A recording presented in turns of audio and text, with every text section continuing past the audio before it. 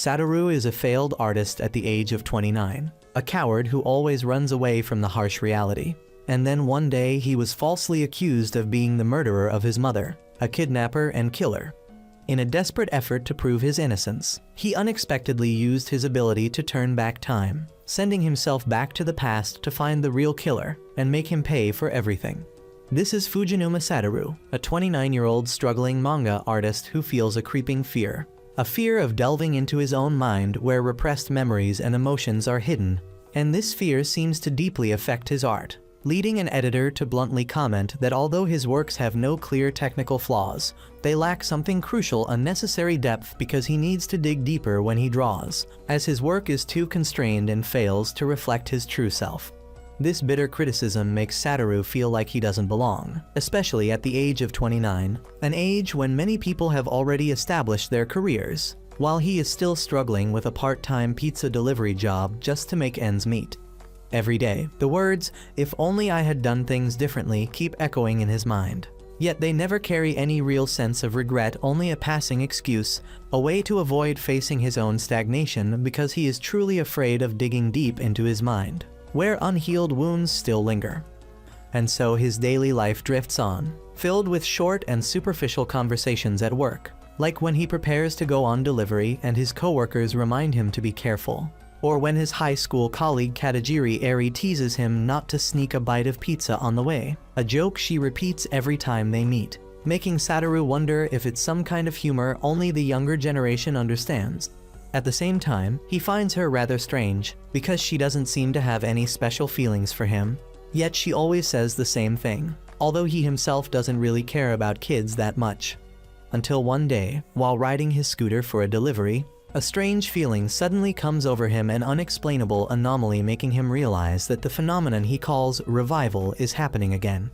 He starts looking around, trying to identify what's wrong, what's about to happen, and then he sees a truck moving erratically, with the driver slumped over the wheel. At the same moment, a boy is running into the street, so Satoru acts on instinct. He turns his scooter to block the runaway truck, colliding head-on with another car coming from the opposite direction. Even though he knows he shouldn't get involved, he can't stop himself, and in that moment, his life flashes before his eyes like a film in slow motion. He thinks that nothing good ever happens when he interferes in other people's affairs, and that his death wouldn't really matter. But then he wakes up in the hospital, with Eri beside him. She happily tells him that he's been unconscious for 2 days, and fortunately he still remembers that he is Fujinuma Satoru, 29 years old. And the reason he's here is because of an accident while chasing after a truck. Eri explains that it's a miracle he's almost completely uninjured, and she reveals that the truck driver died of a heart attack while driving, while Satoru saved a child's life, an act that deeply impressed her because she was at the scene, and he was the only one who noticed something was wrong. Although Satoru humbly says that he just got lucky, Eri sees right through him. She remarks that he seems to be surrounded by a thin barrier, someone who doesn't easily open up to others and never smiles. But then, when he thanks her for reporting the situation to the manager, a faint smile appears on his lips and Eri immediately notices it. Then Satoru suddenly asked Eri why she was working, a question that surprised her, but which she willingly answered, saying that she had a dream, though she didn't say what that dream was, because she felt that if she spoke it out loud, it would become reality. Those words stirred a strange sense of nostalgia within Satoru. Later, when he was alone, he reflected on the revival phenomenon, an ability that forced him to rewind time by about 1 to 5 minutes before a tragedy occurred, as if someone was compelling him to prevent it. As a result, he had stopped many accidents, though sometimes, as in this case, the negative consequences ended up falling on him instead. After being discharged from the hospital and returning to his apartment, he was surprised to find his mother, Fujinuma Sachiko, there. She said she had gone to visit him at the hospital, but since he was sleeping deeply, she came to his place first, and decided to stay for a while to take care of her precious only son after he hit his head, even though Satoru insisted he was fine and that there was only one bed in the apartment. Still, she was determined to stay, even saying that she would use the sleeping bag in his closet. Sachiko, a 52-year-old woman who looked far younger than her age, possessed sharp insight and extraordinary powers of observation. She seemed to be able to read her son's thoughts, even teasing him that he didn't need to tiptoe to the bathroom at night because she wouldn't wake up easily, something that made Satoru secretly call his mother a demon. One evening, while they were watching the news, a report came on about a first-grade child who had gone missing in Saitama, but was found safe, which brought back memories for Sachiko of a tragic event that had taken place in their neighborhood when Satoru was in 5th grade. She asked him if he still remembered, explaining that they had tried their best to erase as much of that memory as possible from his mind because his life had once been in danger. Satoru began to remember when he was in 5th grade. 2 of his classmates had been kidnapped and murdered, and a young man named Shiratori Jun, whom the children called Yuuki-san because he always talked about courage, had been arrested and convicted as the serial killer. That memory still haunted Satoru. The next day, while Satoru and his mother were at the supermarket, the revival phenomenon happened again, confusing Satoru because he couldn't identify its cause. He asked his mother to look around for anything unusual, and with her keen eyes, Sachiko noticed a man in a car leading a child away. When their eyes met, the man covered his face and drove off, immediately giving her a sense that something wasn't right. Later, they ran into Eri, and Sachiko invited her over for dinner to have the curry she was planning to cook. During the meal, Eri discovered that Satoru was a manga artist and expressed deep admiration, saying that Satoru was like a respected friend to her, words that left Satoru slightly embarrassed, while his mother teased them about their relationship. After Eri went home, Sachiko spoke to Satoru about what had happened in the supermarket parking lot, revealing that it was an attempted kidnapping that failed. This led her to connect it with the case from 18 years ago, the memory of Satoru's classmate, Hinazuki Keo, who always stayed alone in the park and was one of the victims, came flooding back into his mind. He remembered the last time he saw her and felt a deep regret for not asking her to walk home with him, something he wanted to forget more than anything, and perhaps something his mother had also tried to help him forget. Meanwhile, Sachiko began piecing the events together. She remembered the rental car's license plate, the way the man had covered his face when their eyes met, and the familiar feeling she got from his eyes. She realized she knew who that man was, and a shocking truth flashed through her mind. Perhaps Shiratori Jun had not been the real culprit. She immediately called an acquaintance, then returned home, knowing that the case was not truly over and that the real killer was still at large. She felt she had to talk to Satoru to tell him the entire truth. But she also realized that stirring up the past had put both her and her son in danger. The killer knew that he had been identified. At that very moment, the murderer attacked her from behind. She tried to grab her phone but failed. When Satoru finished work and returned home, he noticed that the door was unlocked, something unusual, since his mother was always careful. He called out to her, but there was no response. Then he stepped into the living room and was confronted with a horrifying sight, his mother lying on the floor in a pool of blood, a knife stabbed into her back. Satoru panicked, shaking her in desperation, but it was already too late. Her blood stained his hands, and just then, a neighbor came by to return some curry his mother had shared with her the night before. When she saw the scene, she screamed in terror. Moments later, the police arrived, finding Satoru with blood on his hands, and immediately identified him as the prime suspect. In that moment, Satoru's mind was filled with only one thought: everything was wrong. He didn't do it. Overcome with panic, he ran. As he fled from the police, the most powerful revival phenomenon he had ever experienced suddenly occurred. This time, it didn't send him back just a few minutes, it hurled him far into the past. When he opened his eyes, he found himself in a place both familiar and distant. He saw a childhood friend calling his name and realized he was wearing a school backpack.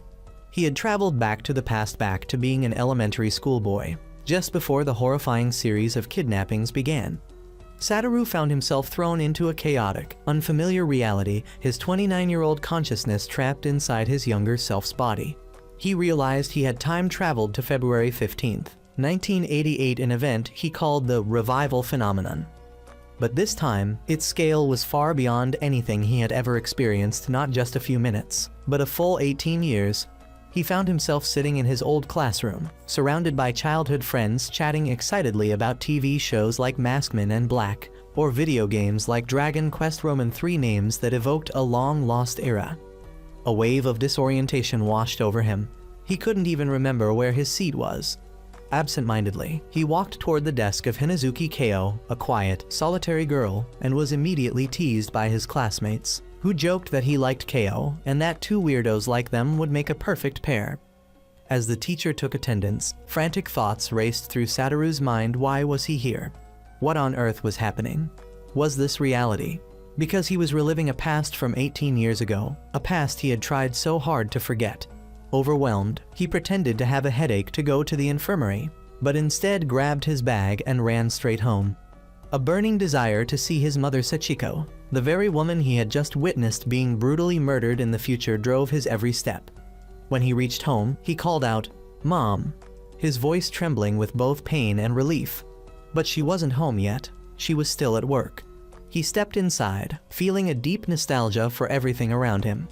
When she finally appeared alive, healthy, and radiant, Satoru was overcome with emotion. His mother, though surprised and a little confused by his strange behavior, gently comforted him. Dinner began with the humble Hamburg steak. She had cooked a simple dish that now held immense meaning for Satoru. It was the taste of peace, of family, of precious moments he had once lost and now had the chance to reclaim.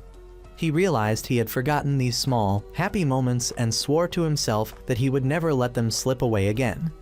He understood that this great revival had a purpose, a second chance to correct past mistakes, and he believed that to save his mother's life in the future, he would have to start right here, in this past, by preventing the tragedy that was about to unfold. And at the center of that tragedy was none other than Hinazuki Keo, the girl who would become the first victim in a series of kidnappings and murders. An event that shaped the fearful and regretful person he would become later in life. Returning to school, Satoru began to observe Keo more carefully, and he soon noticed a bruise on her leg, a clear sign of abuse. This confirmed his vague suspicions and strengthened his resolve to intervene. Meanwhile, his friends Kazu, Osamu, Hiro, and especially Kenya, a boy wise and perceptive beyond his years, once again took notice of Satoru's attention toward Keo. They kept teasing him, and Kazu even ran to tell Keo directly that Satoru liked her. This led to an extremely awkward confrontation after school. Keo bluntly asked Satoru if he was stupid, then called him a fake just like her.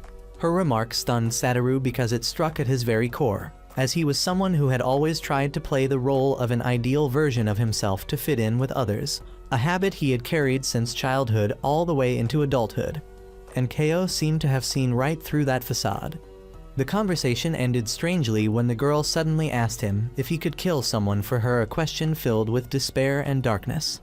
After their talk, Satoru reflected deeply on Keo's words. He realized that by calling him fake, she didn't mean she knew he was from the future, but that she recognized he was just like her, both of them wearing masks.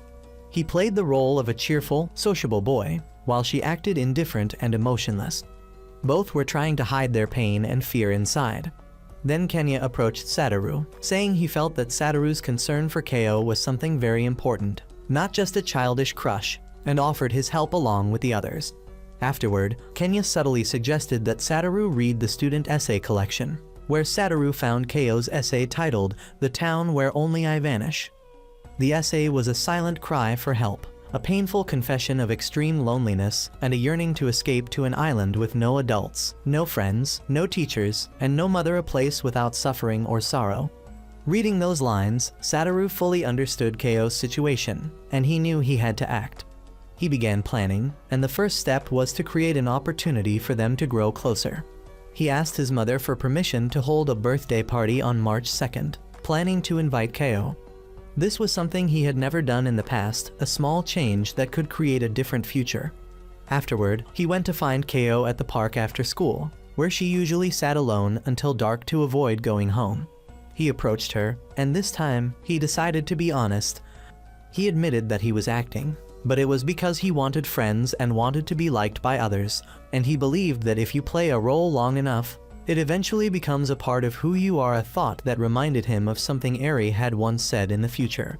Satoru's sincerity seemed to reach Keo, and he took the opportunity to invite her to his birthday party, emphasizing that she was the first person he invited. After a moment of surprise, Keo agreed. In that moment, as snow began to fall, Satoru realized his hands were freezing because he had forgotten his gloves, and Keo suddenly took one of his hands to warm it. A small but deeply meaningful gesture, the first connection between two lonely souls. It made the 29-year-old Satoru's mind flustered and his face flush red. And when the girl said he had become easier to talk to lately, Satoru accidentally blurted out that it was because he decided not to lie to her anymore. This made Ko embarrassed and run away, but perhaps, deep down, she felt a little warmth in her heart. Standing alone in the snow-covered park, at the very place where he had last seen Ko 18 years ago, Satoru reaffirmed his resolve. He would no longer let Ko be alone, he would stay by her side, change her painful past, and by doing so, change his own future. His 29-year-old mind began working urgently as he pieced together the fragmented memories of the old tragedy, recalling that not only Hinazuki but also Nakanishi Aya and Sujita Hiromi were victims. However, he realized an important detail. Only Hinazuki was 10 years old at that time, meaning her birthday had not yet come when she disappeared in March. From this, Satoru deduced a crucial time frame: X day, the day Hinazuki was kidnapped. It had to fall somewhere between March 1st and her birthday. If he could pinpoint that day, he could prevent the abduction and alter the tragic timeline completely. At school, the atmosphere became lively with a skating competition where the boys would compete in pairs. And unfortunately, Satoru was matched with Hamada, the star of the national championship winning ice hockey team, an opponent he knew he had no chance of beating in the past. The girls urged Hinazuki to cheer for Satoru, and she hesitantly asked him if he thought he could win. Wanting to impress her and draw her out of her shell, Satoru promised he would try his best. When the race began, Satoru, with the advantage of an adult's understanding of physics and body mechanics, had an excellent start, taking the lead over Hamada to everyone's amazement. But then an internal conflict erupted within him. He felt it was unfair to defeat someone who had trained hard every day using an advantage that no one else knew about. He thought Hamada was the one who truly deserved victory, and so he deliberately slowed down to let Hamada pass and finish first. However, this fake act of nobility backfired bitterly. Hamada felt insulted, angrily confronted Satoru, and told him he hated people like him. Satoru realized he had just repeated the exact same mistake he made 18 years ago, a mistake born from trying to act good instead of being honest and facing things head-on. After the race, Satoru tried to talk to Hinazuki, but with the perceptiveness of someone who was also hiding behind a mask, she immediately saw through the lie behind his performance. Coldly, she told him that both of them were fakes and liars, further widening the distance between them. Satoru felt hopeless. He knew that in order to carry out his plan, he needed to break down the wall between them, and the first step was to find out her birthday to confirm his theory about X day. Determined to uncover the truth, Satoru returned to school and sought out his homeroom teacher, Yashiro Gaku, a man Satoru noticed had sharp eyes and keen insight. Yashiro quickly guessed that Satoru was worried about Kaio, and when Satoru explained that he couldn't ask her directly about her birthday, Yashiro readily showed him the class contact book. Satoru was stunned to discover that Hinazuki shared the same birthday as him, March 2nd. Yashiro explained that perhaps Kaio was too shy to mention the coincidence and encouraged Satoru to celebrate their birthdays together. He also advised Satoru that whatever he did, whether in the race or in his relationship with Kaio, he should always give his best effort. Now Satoru had the final piece of the puzzle. He knew for certain that X day, the day Hinazuki's fate would be decided, was March 1st, only 11 days away. Satoru went to the park to find Hinazuki, but she was nowhere to be seen. Instead, he unexpectedly encountered Shiratori Jun, the man the kids called Yuuki-san, who, in the future, would be wrongfully sentenced to death. With the eyes of a 29-year-old, Satoru now saw Yuuki-san completely differently, not as a suspicious unemployed man, but as a gentle 23-year-old who stuttered, worked hard from 4 am at his father's shop, and tried to speak properly to sound more mature in front of the kids. Satoru asked Yuuki-san about Hinazuki, and he confirmed that he knew her and had talked to her several times at the park. This meeting further strengthened Satoru's belief that Yuuki-san was completely innocent, and he silently vowed that he would prevent the crime from happening, not only to save Hinazuki, but also to save Yuuki-san's future. Unable to find Hinazuki at the park, a terrible premonition led Satoru to her house, where he found her hiding in a cluttered old shed in the yard. He also found her burnt gloves outside. When he tried to persuade her to come out, Hinazuki's mother appeared with a face full of hostility, and Satoru saw the bruises on Hinazuki's body with his own eyes. When he questioned the mother, she forced Hinazuki to lie that she had fallen, and Satoru, trapped in the body of a 10-year-old, felt utterly powerless and furious. He could only stand there and watch as the woman dragged Hinazuki inside, followed by the sounds of a brutal beating echoing through the air, a scene forever engraved in his memory. The next day at school, the atmosphere was extremely tense. Hinazuki arrived late, her wounds clumsily hidden, and then an incident occurred. The class's lunch money went missing. A classmate named Misato immediately blamed Hinazuki, claiming that she was poor and hadn't paid for lunch yet. The whole class quickly joined in, turning it into a cruel trial of judgment. Satoru and Kenya stepped up to defend Hinazuki, arguing that anyone could have framed her. Teacher Yashiro intervened, cleverly ending the argument by saying that since Ko was in charge of the money that day, it wasn't strange that it was with her. The teacher knew about Hinazuki's situation and was trying to protect her in his own way, but Satoru knew such efforts were far from enough and time was running out. After school, Hinazuki thanked Satoru for defending her, and during their conversation, she told him about her long-standing grudge with Misato since 3rd grade, but also mentioned a beautiful memory of the sparkling Christmas tree at Misato's house during a Christmas party. Seizing the moment, Satoru came up with an idea. He suggested that they go see a Christmas tree together right now. Satoru led Hinazuki up a snow-covered hill where a solitary old tree stood, its branches shimmering with frost under the dim evening light, and he called it their Christmas tree. On the way, something miraculous happened. They saw a pair of red foxes playing in the snow, a sight Satoru had once witnessed alone in the previous timeline, but this time he was able to share it with Hinazuki. When they reached the top of the hill and stood before the tree, a comfortable silence enveloped them both. Hinazuki smiled and called Satoru an idiot because it was February, but there was no coldness in her voice anymore. Satoru responded with a promise that they would return here in the summer to see the tree again, a promise of a future he was risking everything to win back for her. With X-Day March 1st fast approaching, Satoru solidified his plan in his mind. He recalled the events from 18 years ago, remembering that on that fateful day, Ko had been standing alone in the park as usual sometime before 6 p.m., while he had gone to their secret hideout to look for the lost gloves. On the way, he had briefly seen Yuuki-san sitting alone by the river, and by the time he came back and passed through the park again, Hinazuki had vanished without a trace. Thus, his mission became clearer than ever. He had to make sure nothing happened on March 1st, and then celebrate their joint birthday party with Hinazuki the next day, on March 2nd, to prove that he had truly changed the future and erased that crime from history forever. To carry out this plan, the first step was to get Hinazuki out of her toxic environment, especially during the weekends. Therefore, Satoru told his mother that he wanted to go out on Saturday, and his perceptive mother immediately teased him about having a date, even promising to give him extra allowance, making Satoru embarrassed to admit it. With her sharp intuition as a former news reporter, Sachiko quickly guessed that the girl in question was Hinazuki. She advised him to be careful while also subtly showing her support. At school, Satoru tried to invite his close friends Kenya, Kazu, Osamu, and Hiromi to join him and Hinazuki on a trip to the science center. However, they all mysteriously declined, each giving vague excuses about being busy, then suggesting that he would have a better time going alone with Hinazuki. It was obvious they were deliberately giving the two some space, and Satoru realized he would have to face his greatest challenge alone, asking Hinazuki's mother for permission. The confrontation went exactly as he had predicted. Hinazuki's mother was extremely hostile and harsh. She flatly refused, saying that Ko had to stay home to do chores, and questioned Satoru's motives with insulting words, even calling her own daughter a gloomy child.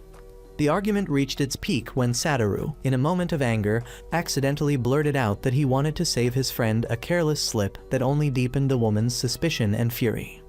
Just as the situation was at its worst, Satoru's mother, Sachiko, appeared like a savior. She revealed that she had been following the children out of a bad premonition, and like Castrol Power 1 engine oil, she took control of the situation. She confronted Hinazuki's mother directly, using the reasoning of a parent to point out that they should support their children's positive efforts. She also subtly mentioned that their families shared some similarities and extended a polite, yet meaningful invitation to talk, a clever move that successfully subdued the other woman's resistance and forced her to reluctantly agree to let Ko go out. On Saturday, February 27th, Satoru and Hinazuki enjoyed a pleasant day at the Science Center. It was a sunny day, and Hinazuki seemed to have shed her burdens. She was more relaxed and cheerful, even refraining from calling him an idiot. As they explored, Satoru was struck by a strange sense of déjà vu. He suddenly realized that in the original timeline, he had also come here alone and happened to meet Hinazuki. They had shared a similar conversation. A chilling thought crept into his mind that he might just be unknowingly repeating the same past again. But just as he was sinking into worry, something distinctly different happened. His group of friends suddenly appeared. They said they had finished their own business early and came to join them. This was something entirely new, undeniable proof that his actions had indeed made a difference. Satoru felt a wave of relief and hope wash over him. The future was no longer a fixed path. The following days passed in an optimistic atmosphere. On Monday, February 29th, Hinazuki arrived at school on time, her face bright and full of life, something that had never happened before. Satoru accidentally blurted out a compliment, saying she had a pretty face, which led to another round of teasing from the whole class. He promised to come pick her up the next morning, March 1st, the next day, the day he had to be most vigilant. And finally, the fateful day arrived. Satoru stayed by Hinazuki's side the entire day. He picked her up in the morning. They went to school together, and after class, he insisted on taking her to the children's center to play. Even though she wanted to go home early to prepare his birthday gift, he refused to leave her alone, not even for a second. When night fell and snow began to fall, he escorted her all the way home. Before leaving, he shouted loudly, "I'll come pick you up tomorrow," a bold declaration not only meant for Hinazuki, but also for her mother inside the house, and for anyone who might be lurking nearby, a clear statement that she was no longer alone, that he would always be there. And that night, Satoru successfully passed X day. He believed that he had won. The next morning, March 2nd, the birthday of both of them, Satoru woke up very early, his heart filled with joy and relief. He ran to Hinazuki's house, and together they went to school. However, after class, they were held back by Mr. Yoshiro to help with a few small tasks. And when they arrived at Satoru's house, a big surprise was waiting for them. All their friends were there along with Satoru's mother. They had secretly prepared a grand birthday party, a plan in which even Mr. Yoshiro had participated. The party took place in a cheerful and heartwarming atmosphere, completely opposite to the lonely birthday Satoru had experienced 18 years ago. Hinazuki laughed a lot, received gifts, and for the first time, she was surrounded by real friends. She apologized to Satoru for not finishing his gift yet, but promised to give it to him the next day, a promise Satoru gladly accepted. When Satoru escorted Hinazuki home, she thanked him and repeated her promise. And that night, Satoru went to sleep with a feeling of absolute triumph. He had done it. He had changed history. But the next morning, he overslept and hurried to school. He sighed in relief when he saw he wasn't late. But then one line from the teacher shattered his entire world. "So only Ko is late today." Hinazuki hadn't come to school. Satoru froze. He realized that the day after the birthday party, Hinazuki hadn't shown up, and the promise they had made to each other the night before would never be fulfilled. The cruel truth hit Satoru like a devastating blow. Hinazuki hadn't come to school. He tried to comfort himself with naive excuses, telling himself she might just be late because she stayed up late finishing his birthday present. But a bad feeling of familiar, creeping fear began to crawl into his mind. He couldn't sit still. He ran out of school and dashed to Hinazuki's house, calling her name in vain before a silent, cold home. Then he noticed a troubling sign: footprints from adult-sized boots pressed into the old layer of snow from 2 nights before, clear evidence that a grown man had been there after he left. All hope inside him crumbled. He knew he had failed. He hadn't been able to change the girl's fate. For the next 2 days, Satoru stayed home from school, drowning in guilt and despair. While at home, he happened to overhear his mother, Sachiko, on the phone with a former colleague from the Ishikari TV station. They were discussing keeping the news of Hinazuki's disappearance out of the media to avoid public panic and protect other children. Satoru realized that even in the past, his mother had always been quietly trying to shield him from cruel truths. Sachiko comforted him, saying it wasn't his fault, that no one could do everything. But her words couldn't ease the feeling of helplessness and guilt tormenting him. At school, the homeroom teacher announced that Kao had moved to live with her grandmother in Sapporo due to family reasons, a lie agreed upon by the school and the Parents' Association to silence rumors. But Satoru knew the truth. He noticed that despite the media blackout, a police car still stood watch near Hinazuki's house, a sign that an investigation was quietly underway. And then, history began to repeat itself cruelly. Just 6 days after Hinazuki's disappearance, the second victim, Nakanishi Aya, a student from Izumi Elementary School, also went missing. The focus of the investigation immediately shifted to a series of child abductions, and the police car near Hinazuki's house began appearing less frequently.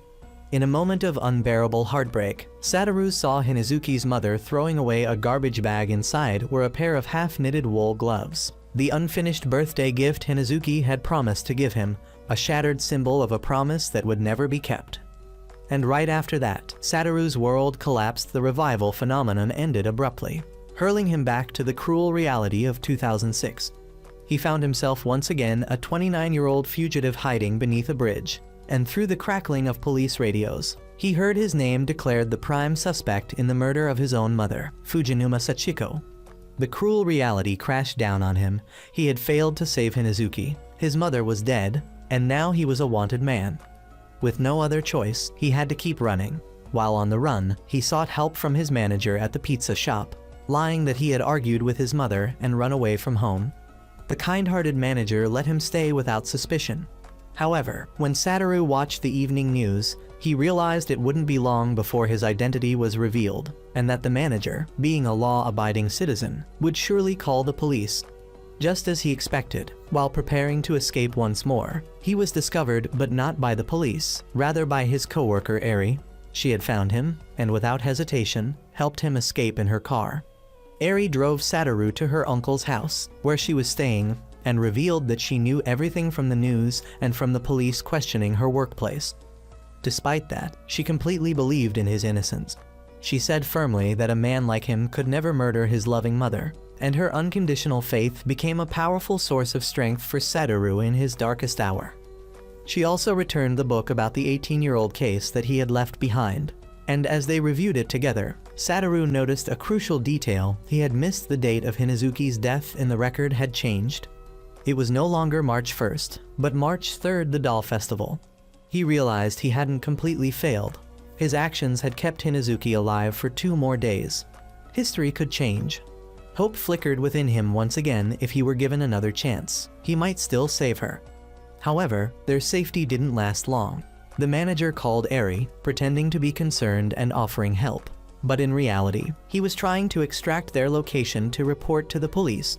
Eri's sharp intuition saw through the deceit, and she directly confronted him, expressing her disappointment in his lack of trust, forcing them to flee their hideout once again. While hiding under a bridge, Satoru asked Eri why she could trust him so completely, and she told him a story from her past about how her father had been falsely accused of shoplifting, and though he was innocent, her mother's lack of faith destroyed their family. Since then, Eri had vowed that she would always choose to stand on the side of trust. She told Satoru, "It's not that I can trust you, it's that I want to trust you," an act of conviction to avoid repeating her mother's mistake. Then Eri left to fetch some clothes for Satoru. When she returned home and finished preparing everything, her phone received a text message. It was from Satoru's mother's number. The message read, "Stay where you are." Eri instantly realized the killer had taken Satoru's mother's phone. He knew she was alone and was watching her. And moments later, flames erupted from Eri's house, a deadly trap set to kill her. Satoru and Eri now faced an uncertain and terrifying fate. Eri continued her story, explaining that later, her mother had confessed she regretted not trusting her husband, and that moment had made Eri realize she should continue to love them both, that faith in people was one of her most precious qualities. Her heartfelt confession was brutally interrupted when the fire suddenly roared through the house. Hiding nearby, Satoru was stunned when he heard people shouting that Eri was still inside. Without a moment's hesitation, he charged into the inferno, risking his life to save the only person who had ever placed her faith in him. He found Eri unconscious amid the thick, choking smoke, and while struggling to get her out, feeling his strength draining away, the pizza shop manager suddenly appeared and helped him bring Eri to safety. Afterward, the manager told Satoru to run. saying he would take all the credit for saving her to cover for him. As Satoru ran away, his mind began analyzing the situation frantically. He realized the murderer had deliberately set the fire to kill Eri and frame him for it. During the escape, Eri had secretly slipped her phone into his pocket, so the police wouldn't find the trap message sent by the killer, who had used his mother's phone number. This proved the murderer knew Eri's address. He might have been stalking her or had seen her at the pizza shop when he came there to check Satoru's work schedule as part of his plan to kill Satoru's mother. Satoru understood that his enemy was very close, that he couldn't keep running forever, and that he had to take the initiative to find him. Either he would find the killer, or he would be caught while trying. With that resolve, Satoru used his mother's phone contacts to reach out to Sawada, a former reporter she had trusted. The call started with tension and caution, but eventually they agreed to meet. Satoru arrived at the meeting point, and Sawada immediately expressed his belief in Satoru's innocence, saying that a mother like Sachiko would never raise a murderer. He shared the content of his last conversation with her, in which Sachiko had insisted that Shiratori-jun, or Yuuki-san, was innocent, and that she had identified the real culprit. Sawada then laid out the entire course of the 18-year-old case based on police records, a story meticulously constructed to frame Yuuki-san, including the claim that he kidnapped Keo from the warehouse, killed her in a freezer, and returned the body, a scenario Satoru knew was entirely false. Sawada further explained the killer's modus operandi, a disturbingly intelligent man who staged crime scenes to frame innocent people nearby, turning them into suspects to slow the investigation and erase any trace leading back to himself. Meanwhile, at the hospital, Eri faced another kind of battle. She was surrounded by relatives who had been convinced by the media and police that Satoru was a murderer and arsonist, and that she was a manipulated victim. Eri felt pain and helplessness as no one believed her when she tried to defend Satoru's innocence. Back to the investigation, with Sawada's documents, Satoru made a breakthrough. He discovered a fatal flaw in the police's reasoning about the third victim, Sujita Hiromi. They believed Hiromi had been killed due to being mistaken for a girl, but Satoru, recalling his childhood, knew that was wrong. The killer had fully known Hiromi was a boy and had intentionally killed him for that very reason, to remove himself from the initial suspect list, which would likely have included only men unfamiliar with Hiromi. This meant the real killer's name had to be among the suspects listed before Hiromi's murder. At the hospital, Eri's mother came to visit her, and upon hearing her daughter desperately defending Satoru and expressing the pain of not being believed, she recalled her own regrets for not trusting her husband in the past. She told Eri that she believed her and helped her escape from the hospital. Eri immediately contacted Satoru, and they agreed to meet under their usual bridge. Although Satoru feared it might be a police trap, he decided to go because he trusted Eri, and she came alone. There, Eri provided Satoru with her final suspect, a man named Nishizono, a city councilman and regular customer at the pizza shop, someone who could easily access their work schedules and addresses. However, the name Nishizono was not on Sawada's list of suspects, leaving Satoru at another dead end.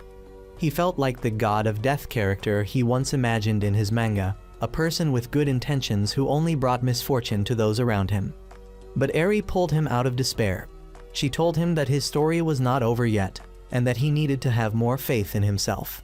And in that very moment, when Satoru felt hope reignited by Eri's words, the police suddenly emerged from the shadows and arrested him. Eri collapsed, blaming herself for leading the police there, even though she had promised to come alone. As Satoru was handcuffed and taken away, he knew this might be the last time he would ever see her. But instead of sinking into despair, he drew strength from her faith in him. He turned back and thanked Eri, saying that because she believed in him, he could keep fighting.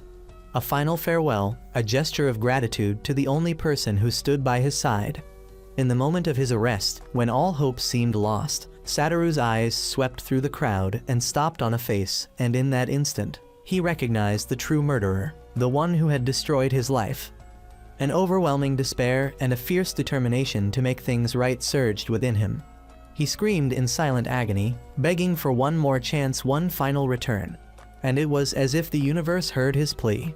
The revival phenomenon activated one last time, hurling him back into the past, back to a pivotal moment. February 27, 1988, at the Science Center, the very moment his friends appeared and the timeline first changed.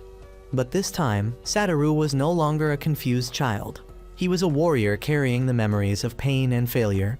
He told himself that this was his final chance. He had to succeed at all costs. Even if he had to act alone, even if he had to do ugly things, he would leave no regrets behind. Later, as the group was heading home, his intelligent friend Kenya asked Satoru about a book he claimed to have lent him, a detail Satoru could not recall, because it was a memory from 18 years in the future. When he got home, his deep thoughtfulness worried his mother, and he accidentally mentioned something from the future, information about a direct train line to Yuno. It was a confusing remark for her at the time, but a crucial piece in the larger puzzle. The next day, February 29th, Satoru decided he could no longer act alone. He needed an ally. He used the non-existent book as an excuse to speak privately with Kenya, and in the empty hallway, Kenya revealed the truth. He knew that book didn't exist. It had been a test. With an insight far beyond his age, Kenya confronted Satoru, saying he felt Satoru had changed, as if another person, another identity, existed within him.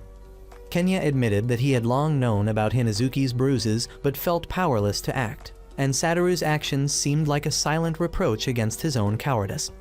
Then he asked a question, "Satoru, who are you?" Faced with such incredible perceptiveness, Satoru gave the only truthful answer he could. He said he wanted to become a superhero. A simple confession, yet one filled with conviction, that persuaded Kenya. Satoru decided to place his full trust in his friend and revealed that Hinazuki was about to be murdered. Instead of doubting him, Kenya immediately sided with Satoru, saying that he already was a superhero and that he wanted to be one too. From that moment, an alliance was formed. With a trustworthy ally, Satoru's plan became bolder and more assured. He sent Hinazuki with Kenya and Hiromi to the children's center while he went to meet Yuuki-san. Through clever questioning, he confirmed the location of Yuuki-san's father's room, and also learned that Yuuki-san no longer met with Hinazuki because she now had friends. Yuuki-san's genuine joy upon hearing this only further reinforced his innocence in Satoru's eyes.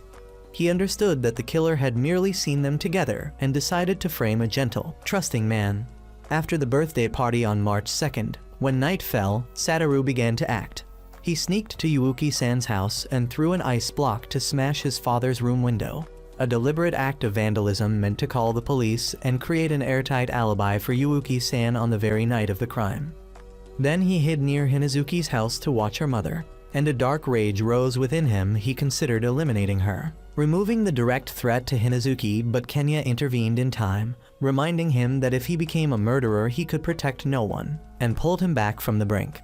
Satoru then decided to carry out his final, most reckless plan. He would kidnap Hinazuki himself.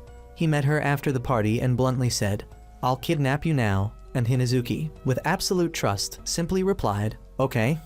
They went together to an abandoned bus, their secret hideout, where Kenya was waiting. They turned the cold bus into a cozy temporary home, a safe fortress for Hinazuki. That night Satoru returned with cup noodles and they shared a late meal, a rare moment of peace, and Satoru promised Hinazuki a summer camping trip, a pledge to a bright future he was fighting to win back. The next day, March 3rd, they succeeded in keeping Hinazuki safe. Satoru knew that from this moment on everything was uncharted territory. The killer's actions and Hinazuki's mother had become unpredictable. At school, they involved Hiromi in the plan, and Hinazuki, with her cleverness, devised a way for everyone to have an excuse if discovered, proving she was no longer a passive victim, but a warrior at their side. Yet that night, while Hinazuki slept, someone came and left something, then departed. Satoru began the new day, waking early, and his mother, Sachiko, had quietly prepared an extra boxed lunch for him to take. He went to the secret base on the abandoned bus where Hinazuki waited, and they shared breakfast, a peaceful moment before the coming storm. On the way to school, Satoru unexpectedly met Nakanishi Aya, the girl who would have been the second victim, a reminder of what he was fighting to prevent. In class, he and his friends continued the charade. He pretended not to know where Hinazuki was, and later Satoru spoke with Mr. Yashiro, who revealed encouraging news. He had contacted the Child Welfare Center, and they would visit Hinazuki's home that very evening, a crucial step toward rescuing her. As planned, welfare workers with Mr. Yashiro went to Hinazuki's house but found it empty. Her mother had fled when she saw them. Still, Mr. Yashiro reassured everyone that Keo was safe, implicitly showing his faith in Satoru. Back at their base, Satoru told Hinazuki the news, and in that victorious moment she gave him the belated birthday present, a pair of wool gloves she had knitted herself, and the final promise was fulfilled, moving Satoru to tears. He felt as if he had waited his whole life for this moment. But their joy was short-lived. Hinazuki told him that someone had broken into the bus the previous night, and when they inspected a suspicious cardboard box, they found a set of murder tools, including charcoal for suffocation, spray cans, and other implements. Satoru realized at once that the bus was not a safe refuge, but the killer's stash, the place where he kept his implements. Aware of the imminent danger, Satoru made a decision. He would not run away anymore. He would confront it directly. He took Hinazuki back to his own home, and his mother. Mrs. Sachiko welcomed them with open arms. She did not scold them. Instead, she said she was proud of the children for bravely helping a friend, and she had cooked a large pot of curry as if she had known everything in advance. That night, Hinazuki experienced a real family life. She was bathed in a warm tub, her hair washed and cared for by Sachiko, and she slept peacefully in the living room together with Satoru and his mother, a night of love and safety she had never had before. The next morning, as they shared a cheerful breakfast, Satoru and his mother took Hinazuki back home. Upon seeing her daughter, the mother's anger exploded into a fury. She shouted, accused Satoru and his mother, claimed Sachiko had kidnapped her child and threatened to sue them. But Sachiko, calm and steely, faced her and asked a simple yet deadly question. Had she actually been looking for Keo for the past 3 days?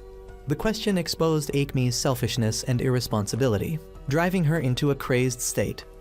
As she reached for a shovel to attack her own mother, Satoru stepped forward to protect his mother. Sachiko looked Akemi straight in the face and told her bluntly that the only person she cared about was herself. At the height of the confrontation, staff from the Child Welfare Center arrived together with Mr. Yashiro, a plan Sachiko and Yashiro had arranged beforehand, and Akemi realized she had been trapped. She tried to drag Keo away, but was stopped by the sudden appearance of her own mother, Keo's grandmother, the woman she had long cut off contact with. Confronted by her mother, Akemi's hardened facade shattered. Her mother apologized for not being there to help her through the hardships of single parenthood, and that empathy completely broke Akemi down. She clung to her mother in the snow and wept like a child, calling "Mom," a plaintive cry that revealed a multi-generational tragedy. Satoru noticed that Keo did not run to comfort her mother, because for the girl that mother was not a refuge, but the source of all her pain. Akemi was taken away to receive help. Mr. Yashiro praised Satoru, saying that his courageous efforts should not end in tragedy. His words were a great consolation to Satoru, sounding like something a father would say. Keo was placed in her grandmother's care and was truly liberated. When she left, she thanked Satoru, a tearful farewell full of hope. Watching her go, Satoru thought of the essay, "The Town Where Only I Vanish," and knew that now Keo would no longer want to disappear. She would walk her own path toward a bright future. With Keo safe, the mission was accomplished. But Satoru felt an emptiness because he knew the killer was still out there, and that the next targets would be Hiromi and Nakanishi Aya. He began planning the next mission. He tracked Nakanishi Aya to learn her routines, and once, by chance, he and his mother hitched a ride with Mr. Yashiro. During the trip, Satoru accidentally found a box of candies in Yashiro's storage compartment, a small but odd detail, and Yashiro explained that he used them as a substitute for smoking. Satoru then decided he could not act alone anymore. He brought Kenya to their secret base on the abandoned bus and revealed the whole truth. He believed a serial killer was targeting children, and rescuing Keo from abuse was only part of a larger plan to stop that murderer. Kenya admitted Satoru's story sounded crazy but chose to trust his friend. He said the important thing was not whether the story made sense, but whether he believed Satoru, and he chose to believe. Hiromi then joined their alliance. All three were willing to do anything to help, and with the support of his friends like-minded superheroes, Satoru no longer felt alone. He recalled with remorse the words, "If only I could have saved her," that he had sobbed to his mother 18 years ago, and he vowed never to let that happen again. He would save everyone. And their final plan began. They decided to proactively approach Nakanishi Aya, so Satoru and Hiromi went together to the places Aya frequented, not knowing that their other friends, Kazu and Osamu, out of curiosity had secretly followed them. At the elementary school graduation, Satoru reflected on his original life in 1988. A life haunted by the losses of Keo, Hiromi, and Nakanishi Aya, and a sense of guilt that had carved a deep hole in his heart. Mr. Yashiro's speech about filling the gaps in each person's soul resonated deeply with him. Now that Hinazuki Keo was safe, Satoru's mission shifted to the next target, Nakanishi Aya. He and his companions Kenya and Hiromi approached Aya, and after an initially awkward conversation about piano and Shakespeare, they invited her to visit their secret base. Aya at first thought it childish, but she was drawn in by Kazu's sincerity and enthusiasm, which he protected as a symbol of adventure, and from that a friendship blossomed. Aya began spending time at the base, escaping her loneliness, and Kazu volunteered to escort her, coming every day to pick her up after cram school. A pure, lovely relationship formed. Meanwhile, Hiromi also found his own happiness. He confided to Satoru and Kenya that he had always felt lonely because his parents came home late, but taking part in the mission to fill the gaps for Keo and Aya helped him fill his own emptiness. With the three original victims now wrapped in friendship and no longer alone, Satoru felt as if his mission had been accomplished. However, an unease remained. He realized he had only saved the victims, not caught the killer, and that the killer, stripped of his intended prey, would surely search for alternative targets. Then he noticed Misato Yanagihara, the classmate who had been ostracized after the lunch money incident, and realized that Misato's isolation had made her an ideal new target. Satoru's fear was confirmed when he learned that Mr. Yashiro had invited Misato to watch an ice hockey game, a pretext to bring her to a secluded place, and Satoru knew he had to act. He went to the rink to watch Misato. Suddenly Misato stood up and went toward the restroom. Time crawled. Satoru grew anxious, thinking she had been gone too long, and at that moment Mr. Yashiro appeared holding a lollipop. He asked Satoru what he was doing there, and Satoru stammered that he wanted to talk to Misato, but Yashiro casually announced that Misato had already left, which stunned Satoru because the game hadn't even started. Immediately after, he saw the Shiratori families truck the family of a classmate suspected in the past, and he turned to Mr. Yashiro saying there was something he had to check right away and begged for his help. In Yashiro's car, Satoru tried to explain the situation. He spoke of their detective game and their friends, a cover for their efforts to protect lonely children.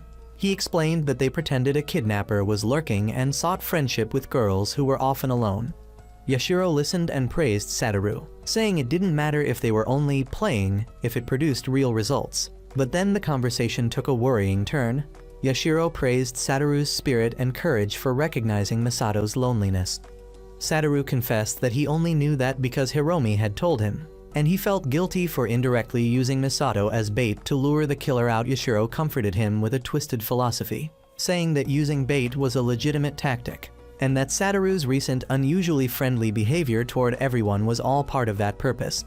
Satoru then voiced his own thoughts that he wanted to fill the void in everyone's hearts, both his own and others, and in that instant, he realized his fatal mistake. Those were the exact same words Yashiro had used in his graduation speech in the previous timeline. Yashiro smiled strangely, saying that great minds think alike, and that it was precisely his own life philosophy, something he had planned to speak about on graduation day if he were assigned to the 6th grade class. Yashiro continued his monologue, telling Satoru that he didn't need to feel guilty or ashamed about using Misato as bait, because good and evil were merely two sides of the same coin. Actions that people took to compensate for their own shortcomings, a line of thought so extreme it sent chills down Satoru's spine. Yashiro went on to reveal that he himself had done all sorts of things to get close to a certain person, sometimes directly, sometimes indirectly, even resorting to dirty tricks, and that it had been fun. Naively, Satoru asked if that person was a girlfriend, to which Yashiro replied that it was similar to romance in a sense, as both were ways to fill a hole in one's heart. Then he reached toward the glove compartment and asked Satoru if he wanted a candy. But when Satoru looked inside and saw the empty candy box, Yashiro uttered a sentence that made Satoru's entire world collapse. "After all, this isn't my car." In that single moment, Satoru understood everything. The killer wasn't some stranger. It was the very teacher he trusted the most. With a smile still on his lips, Yashiro continued his monologue, saying that the happiest moment in a person's life was always changing. And for him, that moment was right now, the moment he could fill the void in his heart by finding what he desired and trying to make it his own. The more obstacles one faced, the greater the happiness in overcoming them. Yashiro confirmed Satoru's lie, saying that he hadn't merely pretended there was a kidnapper, he had acted with certainty that such a person existed. He admitted that at first he refused to believe it, unable to accept that someone could read his mind. With twisted delight, he recounted his entire plan, saying he hadn't recognized Satoru as his opponent until he saw him following Aya. The day he gave Satoru and his mother a ride home was the same day he had intended to execute his plan with Aya, but ironically, he had ended up giving advice to the very boy who had stolen his prey. That was the second time Satoru had ruined his plans, and he began to suspect it wasn't a coincidence. So he set one final trap. He encouraged the lonely Misato to attend ice hockey games and then informed Hiromi about it, knowing Hiromi would tell Satoru, and if Satoru appeared, his suspicion would turn to certainty that Satoru was his enemy. His plan worked flawlessly. He gave Misato a drink laced with laxatives to lure her into the restroom and arranged a delivery from Shiratori Foods so that the truck would appear at the exact right time, creating a fake scene to deceive Satoru. Every piece of the puzzle had fallen perfectly into place, just as he'd planned. He said this was his true self, and that the car they were in was one he had just taken specially chosen because there were many others of the same model and color in the area, allowing him to switch them as decoys at any time. Satoru felt like a fool. The truth had been right in front of him all along, and he had failed to see it. He recalled every clue, every word, every action of Yashiro's, even remembering that the name Yashiro Gaku had been on the list of suspects he'd seen at Sawada's house, but because his mother's name had been there too, and because he had trusted Yashiro too deeply, he had deceived himself and removed his teacher from the list of suspects. But now, faced with the naked truth, he had to accept that the murderer was none other than Yashiro, who was sitting right before his eyes. The car sped through the night, and snow began to fall, creating a beautiful yet foreboding scene that heralded a cold death. Yashiro drove the car under a bridge and stopped midway. He told Satoru that he couldn't unfasten his seatbelt, that this was the end of the game for both of them. Yashiro admitted that he still couldn't believe how Satoru had predicted his every move and ruined his plans. It sent chills down his spine, as if Satoru could see the future. Yashiro said that what he was about to do wasn't out of revenge for Satoru. On the contrary, he truly admired him. He saw killing Satoru as a substitute for his own unfulfilled desire. Satoru shouted, "Didn't you say this was the end of the game for both of us, sensei?" Yashiro didn't answer directly. Instead, he said that Satoru would bring peace to this town. That was what Satoru wanted, and as for him, he would personally bring death to Satoru, purely for his own satisfaction. Satoru screamed in despair, cursing Yashiro and swearing he would not die until he saw him destroyed. But Yashiro coldly replied that it was a vain ambition. With a press of the accelerator, the car plunged into the icy river below. In those final moments submerged in the freezing water, as the air in his lungs ran out and his consciousness faded, images of his dearest ones flashed through Satoru's mind: his mother, his friends, Keo and Eri, the girl who had believed in him in the future. He was freezing, helpless, and seemed to have been swallowed by fate once more, sinking deep into the cold darkness. In a chilling monologue from the murderer, Gaku Yashiro began his story with a memory from the past, a glimpse into his twisted, psychopathic nature. When he was a 6th grader, a female classmate had brought him a box containing about 7 or 8 hamsters, the result of careless breeding, and she didn't know what to do with them. Yashiro took them home and performed an experiment. He filled a large liquor bottle with water and dropped all of them inside. 3 hours later, after dinner, he returned to his room and was mesmerized by the sight before him.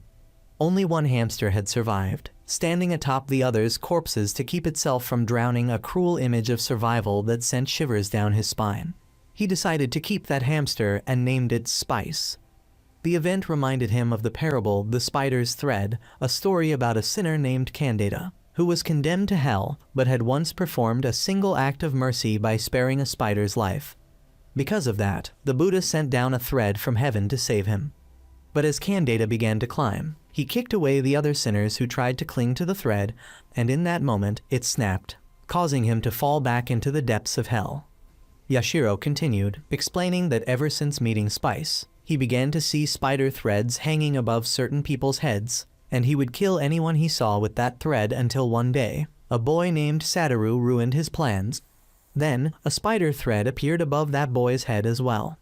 Though Yashiro had tried to kill Satoru, the boy survived, and Yashiro decided to nickname him Spice and began observing him. The story then shifted to the present, where Satoru finally woke up after 15 years in a coma. His mind was still that of an 11-year-old, but his body had grown into that of a 26-year-old. He felt confused and disoriented in a world so different, a new era he had never known. His mother, Sachiko, with extraordinary love and perseverance, had spent the past 15 years dedicating 4 hours a day caring for his body, ensuring that his joints and muscles would not atrophy. She even used an EMS device during the last 3 years to prepare for the day he would awaken, and thanks to that, his recovery was considered a medical miracle. Dr. Kitamura repeatedly expressed amazement at his condition. Although Satoru had regained consciousness, he had lost most of his important memories, especially those related to the incident that had put him into a coma. Those memories seemed to be locked away behind a closed door in his mind. He could read and understand complex adult words such as endurance, heart monitor, and sense of loss, a sign that the memories from his 29-year-old timeline still existed somewhere. However, he couldn't remember the crucial events that had happened when he was a child. This contradiction made him deeply confused about himself. Satoru's new life began with reunions with his old friends.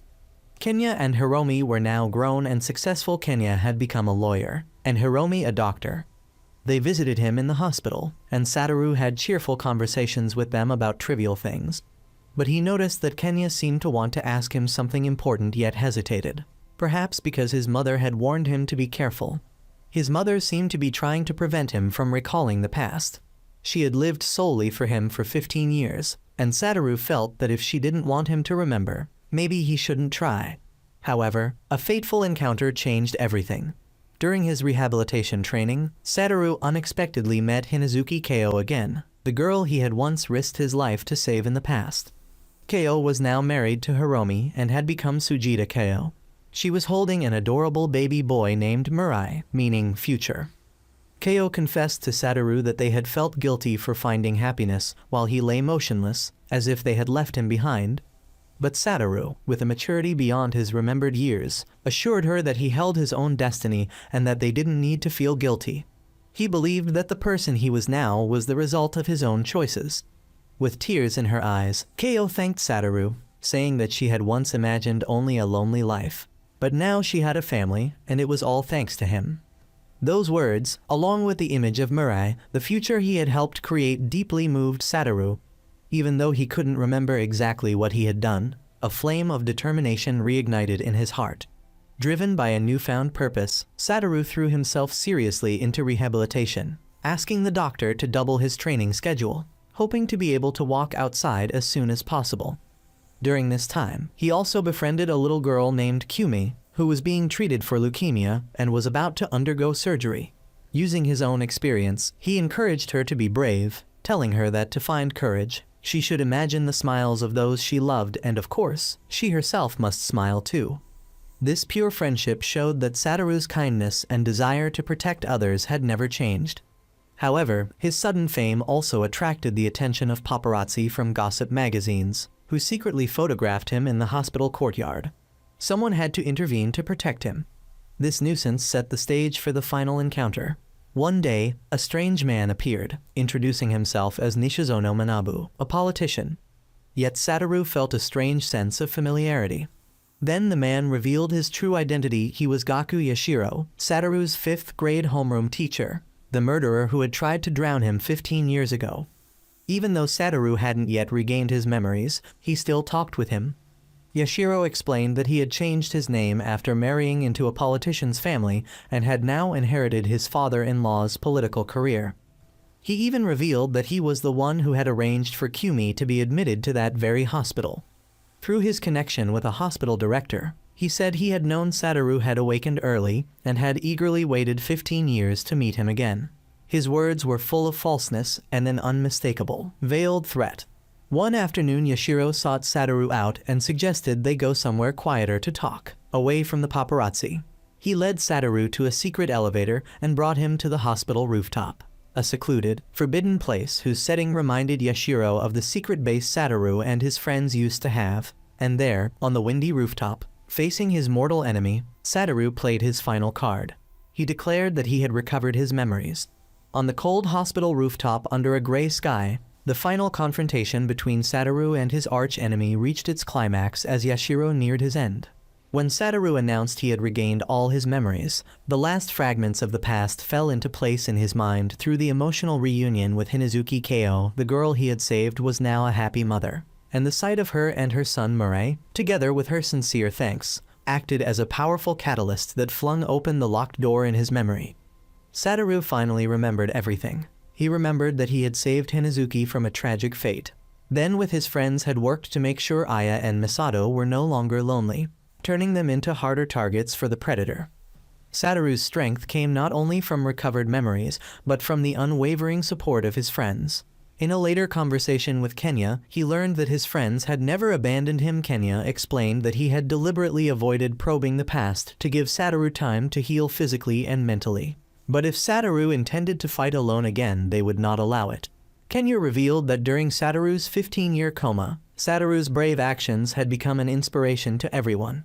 Hiromi, after visiting Satoru in the hospital, became a doctor, and Kenya became a lawyer and continued cooperating with Sawada to search for the assailant who attacked Satoru. They had grown from children into strong adults, all eager to catch up with their hero and fight alongside him. Kenya's words echoed in Satoru's mind like Eri's words about wanting to trust someone for her own sake, and Satoru realized a truth. He was not alone. He had allies and true friends he could rely on. Bolstered by that confidence, Satoru confronted Yashiro, who remained, as he had been 15 years before, obsessed with the idea that Satoru could predict his every move, as if Satoru could see the future, and Satoru confirmed that fact. Instead of showing fear, Yashiro laughed eerily and revealed his final plan, an elaborately staged scheme to drive Satoru to death. He knew Satoru was secretly recording the conversation, perhaps calling Kenya, but he did not care, because the statute of limitations for the 15-year-old case had expired, and he insisted he would commit no further crimes. Instead, he had manufactured a new crime. He revealed that Kumi's Ramen 4 bag, the leukemia patient Satoru befriended, would be infused at 4:30 p.m. with a deadly muscle relaxant, and Satoru's fingerprints had been planted on the bag. Yashiro's scenario was that Satoru, in an act of mercy killing for a frightened young girl facing surgery, had acted and was then tormented by guilt and committed suicide by rolling a wheelchair off the rooftop, a perfect, inescapable trap. Yashiro forced Satoru to choose, either reveal the secret of seeing the future to gain a slim chance to save Kumi, or remain silent and let them both die. But time had run out, and Yashiro believed he had won, convinced that Satoru's words about the future were nothing but lies. However, Satoru turned the tables with a psychological strike. He recalled a conversation with his mother, who had realized he regained his memories when Keo visited.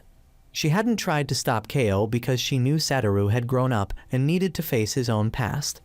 Satoru was inspired by the philosophy of filling the voids within oneself, a lesson once taught to him by Yashiro. Looking straight into his enemy's eyes, Satoru explained that their game had ended long ago, and the true winner was him because he had saved everyone. Hinazuki Keo, Nakanishi Aya, Hiromi, and even his own mother, whom Yashiro had killed in the original timeline. He revealed his greatest secret, that he had relived his life many times, and because he knew Yashiro's future, he was able to destroy all of his plans. That was the reason why Yashiro couldn't kill anyone connected to Satoru, including Satoru himself. For 15 years, Yashiro hadn't killed him not because he couldn't, but because he didn't want to. Satoru had become Yashiro's reason for existence, his purpose in life, his hope, the only person in the world who could fill the emptiness in his heart. Satoru had stripped Yashiro of his purpose as a killer, and replaced it with his own existence, and thus, Satoru had won. These words pierced deeply into Yashiro's hollow soul, completely shattering him. In a fit of desperate rage, he lunged forward, shouting that he would win again. But Satoru pushed his wheelchair toward the edge of the rooftop. Yashiro didn't realize he was stepping into the final trap. He rushed forward to grab Satoru, but then understood he had been waiting for this moment too long. He let Satoru fall. Watching Satoru plummet, Yashiro unconsciously smiled a twisted smile of release, because he believed he couldn't live without Satoru. And then, he threw himself after him. But it was a fall carefully planned. Below, Satoru's friends Kenya and the others had already set up a massive air cushion. Satoru was saved, while Yashiro was caught on the spot and arrested for attempted murder. Satoru's perfect plan, built on absolute trust in his friends and a deep understanding of his enemy's psychology, had succeeded. In the days that followed, Satoru reflected on the 15 years he had lost. He no longer saw them as a loss, but as a treasure, because in a world where he had been erased, his friends had been able to live full, happy lives. In the end, he became a manga artist, and his work My Hero was a reflection of his own life. He found peace and no longer experienced the phenomenon of revival. And to make the life of the time traveler even more beautiful, on a snowy night beneath a familiar bridge, he met Eri once more, the girl who had believed in him unconditionally. Their reunion marked a new beginning, a future he had fought with everything to obtain. Satoru had truly filled the emptiness in his heart and had become a hero in every sense of the word. The anime ends here. Goodbye.